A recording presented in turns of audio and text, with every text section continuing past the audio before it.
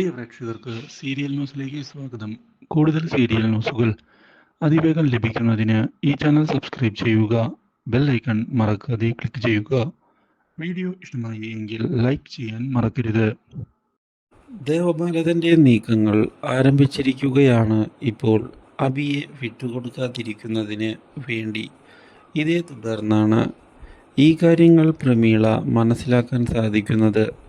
അബിയെ ഇവിടെ നിന്ന് മാറ്റുന്നതിന് വേണ്ടിയുള്ള നീക്കമാണ് നടക്കുന്നത് എന്ന് തിരിച്ചറിഞ്ഞതിനെ തുടർന്ന് കാര്യങ്ങൾ ഉടൻ തന്നെ ചന്തുവിനെ അറിയിക്കണം എന്നുള്ള തീരുമാനം എടുത്തുകൊണ്ട് മുന്നിലേക്ക് വരികയാണ്. ഈ കാര്യം അറിഞ്ഞ ചന്തുവാകെ ഞെട്ടിപ്പോകുന്നു. അവർ ഇങ്ങനെയൊരു ചതി കാണിക്കുമെന്ന് ഞാൻ വിചാരിച്ചില്ല. സൂക്ഷിക്കണം. അബിയുടെ കാര്യത്തിൽ എന്തെങ്കിലും നീക്കമുണ്ടായാൽ എന്നെ ഉടൻ തന്നെ അറിയിക്കണം. ഞാൻ അറിയിക്കാം. ആ കാര്യത്തിൽ നീ പേടിക്കണ്ട. എന്തെങ്കിലും ഉടൻ തന്നെ അബിയെ രക്ഷിക്കുന്നതിന് വേണ്ടി നിങ്ങൾ ചെയ്തേ മതിയാകൂ. ഇല്ലെങ്കിൽ അബിയെ ഇവർ ഇവിടെ നിന്ന് കടത്തും. അത് നടന്നാൽ പിന്നെ അബിയെ കണ്ടുകിട്ടുക അത്ര എളുപ്പമായിരിക്കുകയില്ല. ആൻറ്റി, എനിക്ക് കാര്യങ്ങൾ മനസ്സിലാകുന്നുണ്ട്.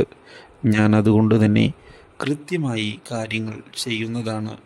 ഒരു വിധത്തിലും ആൻറ്റി പേടിക്കണ്ട എന്നാണ് എനിക്ക് പറയാനുള്ളത്. ശരി, നീ എന്തായാലും കാര്യങ്ങൾ മുന്നിലേക്ക് കൊണ്ടുപോകൂ. ഇതോടെ ഇഷയെ ചെന്ന് കാണുന്ന ചന്തു കാര്യങ്ങൾ വ്യക്തമാക്കുകയാണ്. ഇഷ, നമ്മൾ ഇപ്പോൾ തന്നെ എന്തെങ്കിലും ചെയ്യണം. ഇല്ലെങ്കിൽ പ്രശ്നമുണ്ടാകുന്നത് അബിക്ക് തന്നെയാണ്. നമ്മൾ ഒരു നിമിഷം പോലും വൈകിക്കരുത് എന്നാണ് എനിക്ക് പറയാനുള്ളത്. ഇതോടെ ശരി, അബിയെ വിട്ടുകൊടുക്കാൻ ഞാനും തയ്യാറല്ല. ഇനി എൻ്റെ ജീവിതത്തിൽ ഞാൻ അബിയെ തിരികെ പിടിക്കും. അത് ഉറപ്പ് തന്നെയാണ്. പിറകോട്ട് പോകാൻ ഞാനില്ല. നല്ലൊരു കാര്യം.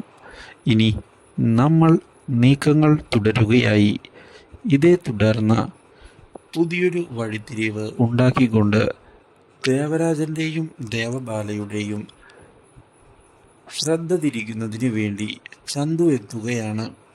ലാബിൽ നിന്ന് തെളിവുകൾ ലഭിച്ചിട്ടുണ്ട് എന്ന് വ്യക്തമാക്കുന്ന ചന്തു അവൻ്റെ ജീവന് അപകടകരമായ മെറ്റീരിയലാണ് ആ ബോട്ടിലുള്ളത് എന്ന് തെളിഞ്ഞു കഴിഞ്ഞു. അതുകൊണ്ട് തന്നെ എത്രയും പെട്ടെന്ന് അബിയെ ഇവിടെ നിന്ന് കൊണ്ടുപോവുകയാണ്. ഇല്ല, ഞാനതിന് സമ്മതിക്കുകയില്ല.